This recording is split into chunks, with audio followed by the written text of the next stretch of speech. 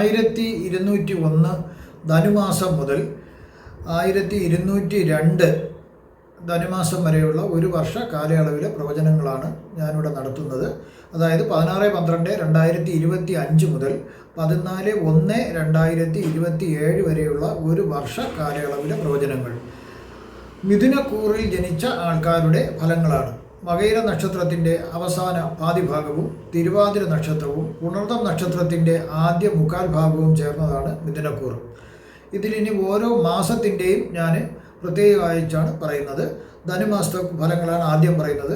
കാര്യങ്ങൾക്ക് ഇറങ്ങിത്തിരിച്ചാൽ അത് നടന്നു കിട്ടേണ്ട സാധ്യത കാണുന്നുണ്ട്. മിക്ക കാര്യങ്ങളും ഇറങ്ങിത്തിരിച്ചാൽ അത് നടന്നു കിട്ടിയേക്കാം. സ്ഥാനമാനങ്ങൾ ലഭിക്കാം, അതായത് പ്രമോഷൻ ലഭിക്കാം, അങ്ങനെയുള്ള കാര്യങ്ങളൊക്കെ ലഭിക്കാം. കൂടാതെ മറ്റു സൗഭാഗ്യങ്ങളും ലഭിക്കുന്നതിനുള്ള സാധ്യത കാണുന്നുണ്ട്. ദൈവ കടാക്ഷം ലഭിക്കാം. ശത്രുക്കൾ ശല്യം ചെയ്യുന്നത് കുറച്ചു വയ്ക്കും. ദീർഘകാലമായിട്ടുള്ള രോഗങ്ങൾക്ക് ശമനം വരാം. പരാതികൾ, കേസുകൾ എന്നിവയുടെ ശല്യമൊന്നും ഈ മാസം ഉണ്ടാകുന്നതായിട്ട് കാണുന്നില്ല. വളരെ ശ്രദ്ധിച്ചില്ലെങ്കിൽ ധനനാശം വരുന്നതിനുള്ളൊരു സാധ്യത കാണുന്നുണ്ട്.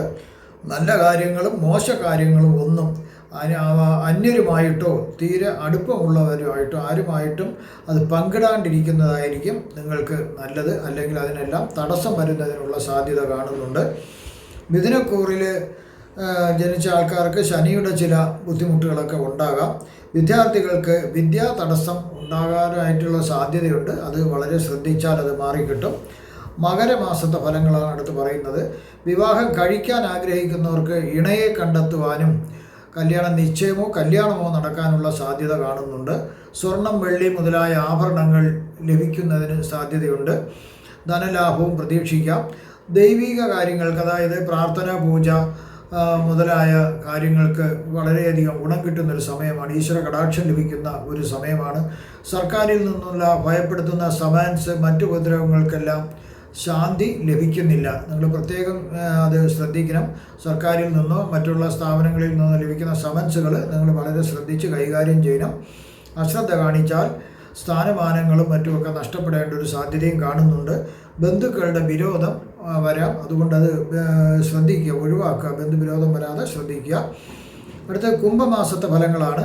ശ്രമിച്ചാൽ ധനലാഭം ഉണ്ടാകാം. ഈശ്വര കടാക്ഷം ലഭിക്കാം. പലവിധ സമ്മാനങ്ങൾ ലഭിച്ചേക്കാം. ബാധരോഗമുള്ളവർക്ക് ശമനം പ്രതീക്ഷിക്കാം. പുണ്ണ്, മുറിവ് എന്നിവ ഉള്ളത് എല്ലാം ഭേദമായി ലഭിക്കുന്നു. രക്തസംബന്ധമായ രോഗങ്ങൾക്കും ശമനം ലഭിക്കാം. മാനഭംഗത്തിൽ നിന്നും കഷ്ടിച്ച് രക്ഷ നേടാം. എങ്കിലും അതിൻ്റെ അനന്തരഫലങ്ങൾ ശല്യം ചെയ്യാനുള്ളൊരു സാധ്യത കാണുന്നുണ്ട്. ബുദ്ധിയും യുക്തിയും മൂലം പ്രവർത്തിച്ചു കൊണ്ട് വേണം ഓരോ കാര്യങ്ങൾക്കും ഇറങ്ങിത്തിരിക്കാൻ, അല്ലെങ്കിൽ ധനനാശം സംഭവിക്കാനുള്ള സാധ്യത കാണുന്നുണ്ട്. ഡിമോഷൻ വരേണ്ട ഒരു സാധ്യത കാണുന്നുണ്ട്, ശ്രദ്ധിക്കുക. അതുപോലെ ഡിപ്രഷൻ മുതലായ മനോവിചാരങ്ങൾ വരുന്നതിനുള്ളൊരു സാധ്യത കാണുന്നുണ്ട്. അതും ഒഴിവാക്കുക. കുറേ കാര്യങ്ങൾ ഒഴിവാക്കിയാൽ ഡിപ്രഷനൊക്കെ മാറിക്കിട്ടാം. അടുത്തിനി മീനമാസത്തെ ഫലങ്ങളാണ് പറയുന്നത്. ധനം ലഭിക്കാം. പല വഴി കൂടിയും ധനം ലഭിക്കുന്നതിനുള്ള സാധ്യത കാണുന്നുണ്ട്. ഈശ്വര കടാക്ഷം ഉള്ളൊരു സമയമാണ്. ഇറങ്ങിത്തിരിക്കുന്ന കാര്യങ്ങളെല്ലാം വളരെ നല്ല രീതിയിൽ നടന്നു കിട്ടേണ്ട ഒരു സാധ്യത കാണുന്നുണ്ട്. പല വ്യാധികളിൽ നിന്നും ശാന്തി ലഭിക്കാം. ശരീരവേദന, വാതരോഗം മുതലായ ഉള്ളവർക്ക് അതിൽ നിന്നെല്ലാം ഒരു മോചനം ലഭിക്കാം. അതിൻ്റെ കാഠിന്യം കുറയാം. മറ്റുള്ളവരോട് വഴക്ക് ഇടുവാനുള്ള ഒരു ആ തീഷ്ണതയ്ക്ക് കുറവ് വരുന്നു. തീ പൊള്ളലേൽക്കാതെ ശ്രദ്ധിക്കണം. സ്ഥാനമാനങ്ങൾ, തരം താഴ്ത്തുകൾ എന്നിവ ഉണ്ടാകാനുള്ള സാധ്യതയുണ്ട്. വളരെ ശ്രദ്ധിച്ച് വേണം മുന്നോട്ട് നീങ്ങാൻ. ബുദ്ധിക്ക് ഒരു ഭ്രംശം വരുന്നതിനാൽ ആലോചന ശേഷി നഷ്ടപ്പെടേണ്ട ഒരു സാധ്യതയുണ്ട്. അതുകൊണ്ട് അത് വളരെ കരുതലോടുകൂടി ധാരാളം പ്രാവശ്യം ആലോചിച്ച് അതിൻ്റെ ഭവിഷ്യത്തുകളെല്ലാം മനസ്സിൽ തീരുമാനിച്ചിട്ട് വേണം ഓരോ കാര്യത്തിന് ഇറങ്ങിത്തിരിക്കുന്നതിലേക്ക് വേണ്ടി. അതുപോലെ മേടമാസത്തെ ഫലങ്ങളാണ് അടുത്ത് പറയുന്നത്. ബന്ധുക്കളായിട്ടുള്ള ജനങ്ങളുടെ സഹായ സഹകരണങ്ങൾ ലഭ്യമാകാം. ഈശ്വര കടാക്ഷം ലഭിക്കാം. സ്ഥാനമാനങ്ങൾ, അതായത് ഉന്നതി, പ്രമോഷനൊക്കെ ലഭിക്കാം. പല ആപത്തുകളും ദീനതകളും മഹാവ്യാധികളും വരുന്നത് ഒഴിവാകുന്നു. പല രീതിയിലും ധനലാഭം ഉണ്ടാകാം. ശത്രുനാശം കുറയുന്നു. സഹായിക്കാൻ വരുന്ന ബന്ധുക്കളോട് അവർ ചെയ്യാൻ വരുന്ന സഹായം നിരസിക്കരുത്. അവരോട് നീരസം കാണിക്കുകയും ചെയ്യരുത്. അശ്രദ്ധ മൂലം വിദ്യാർത്ഥികൾക്ക് വിദ്യാതടസ്സം വരുന്നതിനുള്ള ഒരു സാധ്യത കാണുന്നു. ശ്രദ്ധിക്കുക. അശ്രദ്ധ മൂലം ധനനഷ്ടം വരാനും സാധ്യത കാണുന്നു. ശ്രദ്ധിച്ചാൽ അത് ഒഴിവാക്കാവുന്നതേ ഉള്ളൂ.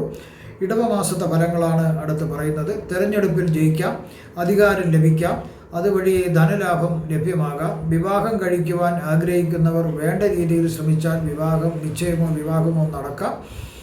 അതുപോലെ വിശേഷ വസ്ത്രങ്ങളും ആഭരണങ്ങളെല്ലാം ലഭിക്കുന്നതിനുള്ള സാധ്യത കാണുന്നുണ്ട്. ദൈവാനുഗ്രഹം ലഭിക്കും. ശത്രുക്കൾ അധികം ശല്യം ചെയ്യുന്നതൊക്കെ നിർത്തിവെക്കും. ചെറിയ ശല്യങ്ങളൊക്കെ ഉണ്ടാകൂ. രോഗങ്ങൾ കുറയും. വിദ്യാർത്ഥികൾക്ക് വിദ്യാതടസ്സം വരാതെ ശ്രദ്ധിക്കുക. അശ്രദ്ധ മൂലം ധനനഷ്ടം വരാതെയും ശ്രദ്ധിക്കുക. മിഥുനമാസത്തെ ഫലങ്ങൾ. ധനലാഭം ഉണ്ടാകുന്നു. തെരഞ്ഞെടുപ്പിൽ ജയിക്കാൻ സാധ്യത കാണുന്നു. അധികാരം ലഭ്യമാകാം. പല സൽക്കർമ്മങ്ങളും ഫലിക്കാതിരിക്കുന്നത് അതെല്ലാം ഫലിച്ച് അതിനെല്ലാം ശാന്തി വരുന്നു. എന്തിനാണോ ആ സൽക്കർമ്മങ്ങളൊക്കെ ചെയ്തൊക്കെ ശാന്തി വരുന്നു. അതുപോലെ ദേഹത്തിലുള്ള ഉപദ്രവങ്ങൾക്ക്, ശരീരവേദന, അങ്ങനെ മറ്റുള്ള ഉപദ്രവങ്ങൾക്കെല്ലാം ഒരു ശാന്തി ലഭിക്കുന്നു. ബന്ധുക്കളോട് വിരോധം ഉണ്ടാകരുത്. ലോൺ റിക്കവറി, അതായത് കണ്ടുകെട്ടൽ നടപടികളൊക്കെ ഈ മാസം ഒഴിവായി കിട്ടുന്നു. ഈ മിഥുനമാസത്തിൽ ഒഴിവാക്കി കിട്ടുന്നു. വിവാഹം കഴിക്കാൻ ആഗ്രഹിക്കുന്നവർ ശ്രമിച്ചാൽ വിവാഹ നിശ്ചയമോ വിവാഹമോ നടക്കേണ്ട സാധ്യത കാണുന്നു. അവാർഡിന് പരിഗണനാ ലിസ്റ്റിൽ നിങ്ങൾ ഉണ്ടാകാം. പക്ഷേ അത് ചില ആൾക്കാരുടെ ഇടപെടൽ മൂലം അതിന് തടസ്സം വരുന്നതിന് ഒരു ചെറിയ സാധ്യത കാണുന്നുണ്ട്. ആവശ്യമില്ലാത്ത യാത്രകൾ കഴിയുന്നതും ഒഴിവാക്കണയായിരിക്കും കൂടുതൽ നല്ലത്. അത്യാവശ്യത്തിന് മാത്രം നടക്കുമെന്നുള്ള കാര്യത്തിന് മാത്രം യാത്ര ചെയ്യുക. അടുത്ത കർക്കിടക മാസത്തെ ഫലങ്ങളാണ് പറയുന്നത്. ഒരുവിധം കാര്യങ്ങളെല്ലാം നല്ലതായിട്ട് നടക്കുന്ന ഒരു മാസമാണ് കർക്കിടക മാസം. അത് തടസ്സം വരാതെയൊക്കെ നടന്നു കിട്ടാനുള്ള സാധ്യതയുണ്ട്. ധനം വരവ് പ്രതീക്ഷിക്കാം.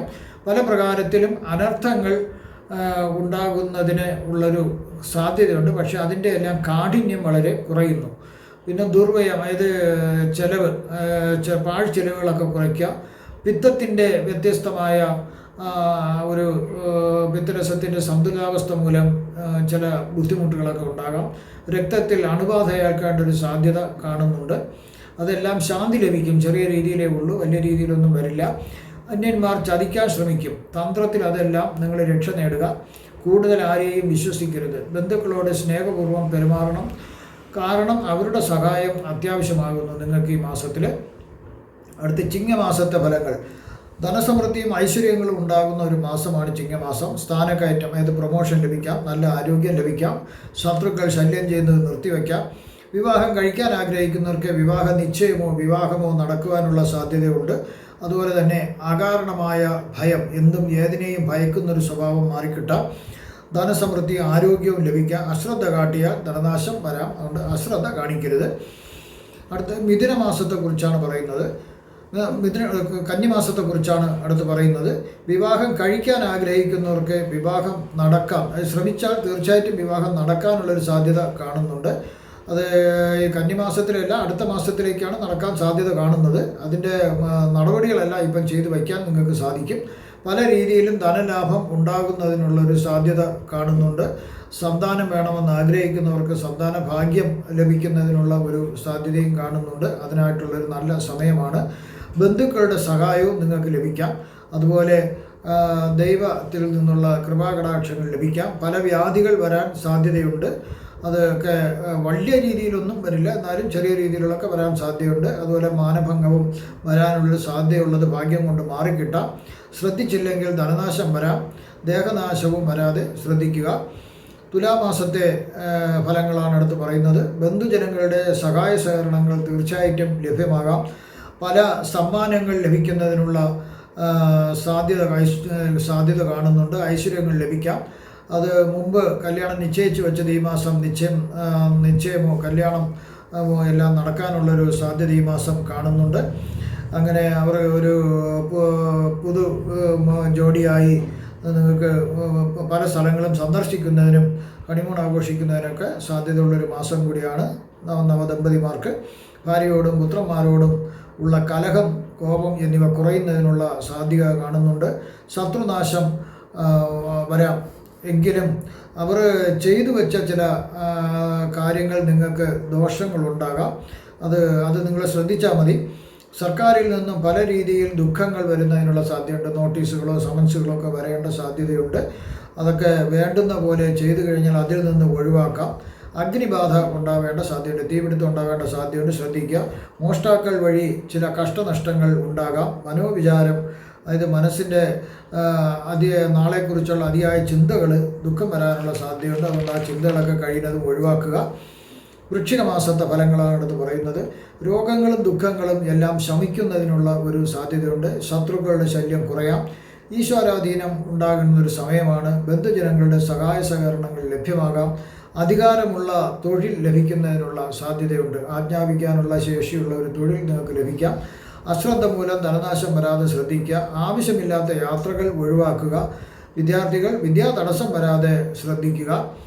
ദാനാദി കർമ്മങ്ങളൊക്കെ ചെയ്യുക. പാവപ്പെട്ടവരെയൊക്കെ സഹായിക്കുക. അടുത്ത ധനുമാസത്തെ ഫലങ്ങളാണ് പ്രവചിക്കുന്നത്. ഒരു വിധം കാര്യങ്ങളെല്ലാം ഭംഗിയായി നടക്കുന്നൊരു മാസമാണ് ഈ ധനുമാസം. സന്താന ഭാഗ്യം ഉണ്ടാകാം. പല രോഗങ്ങളും കഷ്ടപ്പാടുകൾക്കും കുറവ് വരാം. സ്ഥാനക്കയറ്റം ലഭിക്കാം. പ്രൊമോഷൻ ലഭിക്കുന്നതിനുള്ള സാധ്യതയുണ്ട്. പൊതുപ്രവർത്തകർക്കും ഉദ്യോഗസ്ഥർക്കും സ്ഥാനക്കയറ്റം ലഭിക്കേണ്ട ഒരു സാധ്യതയുണ്ട്. ശത്രുക്കൾ ശല്യം ചെയ്യുന്നത് നിർത്തിവെക്കാം. ധനനാശത്തിന് സാധ്യത കാണുന്നു. അത് ശ്രദ്ധിച്ചാൽ ഒഴിവാക്കാവുന്നതേ ഉള്ളൂ. ചെലവുകൾ ഒഴിവാക്കിയാൽ മതി. പല രീതിയിലുള്ള രോഗങ്ങളാൽ കഷ്ടപ്പെടുന്നുണ്ടെങ്കിൽ അവർക്കും വളരെ സുഖം ലഭിക്കുന്നു. ഇവിടെ പ്രവചിച്ചത് സാമാന്യ ഫലങ്ങൾ മാത്രമാണ്. കൃത്യത 100% കൃത്യതയുള്ള ഫലങ്ങൾക്ക് ജാതക പരിശോധന ആവശ്യമായിട്ട് വരുന്നു. നിങ്ങൾക്കുള്ള വാസ്തുപരമായോ ജ്യോതിഷപരമായോ മുഹൂർത്തപരമായോ പൂജപരമായോ ഉള്ള കാര്യങ്ങൾക്ക് എൻ്റെ ഫോണിലോ വാട്സപ്പിലോ ബന്ധപ്പെടുക. വരുന്ന വർഷത്തിൽ നിങ്ങൾക്ക് സർവ്വവിധ സുഖ സമ്പൽ സമൃദ്ധി ദീർഘായുസ് ആരോഗ്യ സൗഭാഗ്യങ്ങൾ ഭഗവാൻ നൽകുമാറാകട്ടെ എന്ന് ഞാൻ പ്രാർത്ഥിക്കുന്നു. നന്ദി, നമസ്കാരം.